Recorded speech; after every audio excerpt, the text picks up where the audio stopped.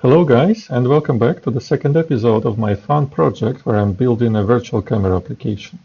Today's video is all about planning. My goal for today is to identify which components my application would comprise of, and most importantly, which technologies should I use to build them. Let me remind you the goal, why I'm doing all this. I own a laptop, it's a premium one, Dell XPS, but for some reason it has a very crappy web camera. You all can see that right now. When I'm on calls with other people, they see not the best version of myself. In the meantime, I own an Android phone with 48 or 50 megapixel primary camera, and the idea here is that use this phone instead of the crappy webcam, so that somehow the video feed from this camera goes to the laptop and then gets sent to Google Meet. And then all the people on the call, when they like, looking sharp, dude. So that's the goal. Finally, to the interesting part. First of all, as experienced software engineers, let's focus on the core of the problem and ignore all the irrelevant details. Let's simplify this. Let's simplify the crap out of it. We don't care about these things. Okay, these are the most important parts of the solution. Let's start from the top. Okay, this is my laptop. It has this webcam. Let's do some cleanup. We actually want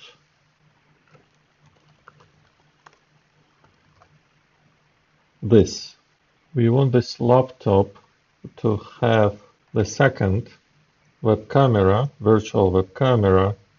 I will choose it when joining any video call, and if I succeed, this web camera will stream a good quality video feed. We need a driver for that, so we need to analyze the technologies, analyze the options, and figure out how to add a virtual web camera driver to the operation system. That would be the first component, virtual webcam driver. Obviously, the phone needs an app. Let's draw all the new boxes as green.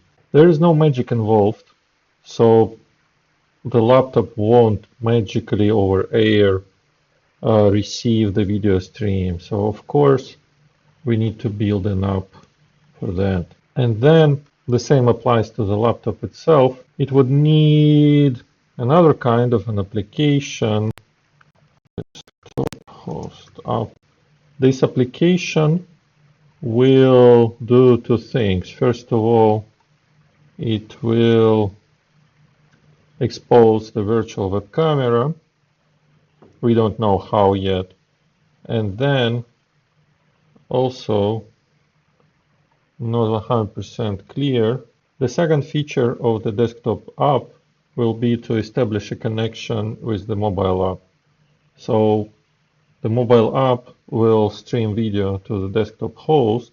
The desktop host, via exposed virtual webcam, will forward this video to the operation system, and then Chrome browser, Google Meet, and we are done.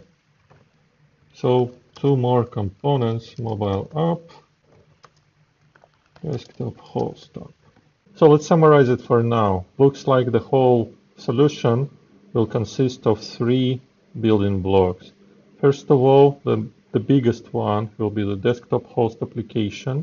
It gets installed on the laptop, and it will have two primary responsibilities. The first responsibility would be to register this virtual web camera driver, so that this virtual webcam appears in the list of cameras when I open Google Chrome or any other video conferencing software. And then the second feature of this desktop application will be to establish a connection with the phone. And the phone will run the third component, a mobile application, which primary responsibility will be to open the phone's camera and stream this video feed to the desktop host application. Now let's talk technologies. Let's start from top to bottom. So the crappy web camera, virtual web camera streaming the video to the Google Meet, no surprise. This is Google Chrome, any other browser, any other software. We don't need to worry about that at all. Then the virtual web camera driver. No idea whatsoever. Some platform code depending on the operation system. This is what we need to research. Desktop application. My goal is to keep it fun, keep it simple, don't overcomplicate. So I'm thinking about Electron, Java, TypeScript, hopefully. But I'm not so sure because the virtual web camera will definitely be some low-level platform code, and I don't have experience with Electron. Not sure yet if they work together. For the communication between the applications, like I do have this experience already, it will be WebRTC. There are no other options. WebRTC, the biggest advantage of that is not only it is supported in all modern browsers, meaning that if we use Electron, hopefully we will get it for free, but also WebRTC is real time. This is what we need, because when I'm on a video call, if my audio is ahead of the video, it will not cut it. And last but not least, mobile application. For me, it's a no-brainer. It will be native Kotlin multi-platform app. I'm anticipating that WebRTC, networking, and direct access to the video camera, those things might require some platform code, and Flutter or React Native, those technologies might not have all the functionality that I need. And instead of having fun and actually building towards my original goal, I would be fighting the frameworks themselves. And for sure, especially given that we are starting with Android, Kotlin is just native to Android, so it will just work, and it will for sure, by definition, have all the functionality that I need. And later on, if for some reason I decide to port the solution to iOS, Kotlin multi-platform now runs on iOS as well, and hopefully, like 99% of the code, I will be able to reuse. We'll see, I don't know yet. Let's solve it one step at a time. Let's document the technology choices and questions that I need to answer. First of all, virtual webcam. How on earth do I do that? Then for desktop app, does Electron work? Can it interface with the low-level driver? And actually, that's it. No, you know what? That's not it. The last part is WebRTC signaling. A small note on WebRTC signaling. Actually, it is not that straightforward, but still pretty simple.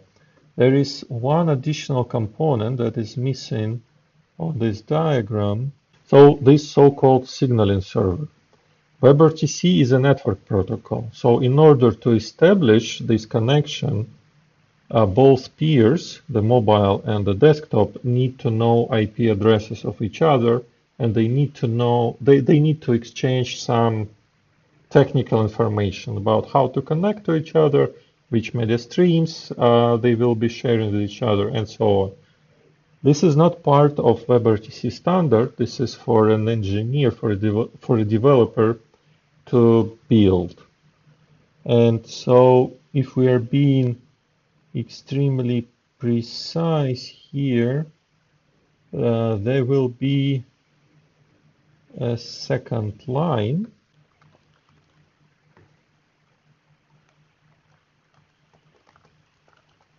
Before those applications are able to establish WebRTC connection, they first need to establish the signaling connection. Usually, the most straightforward way to do that is to implement it over WebSockets. So the host application, because it will be the most powerful and actually it will be the controller of the whole solution, it will expose a port that will be listened to HTTP to, it will listen to HTTP and WebSocket connections, and the mobile application will talk to it, exchange the IP addresses, exchange some technical information, and based on that, establish this WebRTC connection.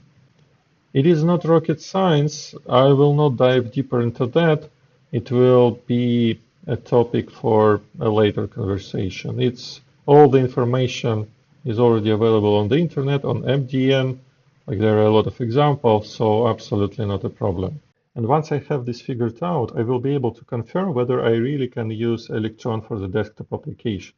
My worry here is that Electron, it's JavaScript, it's Node.js, so it might be limited in interoperability with other languages and some low-level drivers. While thinking about Electron and this virtual web camera driver, I figured out one interesting question. So let's take a look closer on how the mobile application will be talking to the desktop application. They will be exchanging video frames. So Android will generate the video frame and send it to the desktop app. The desktop app, hold on.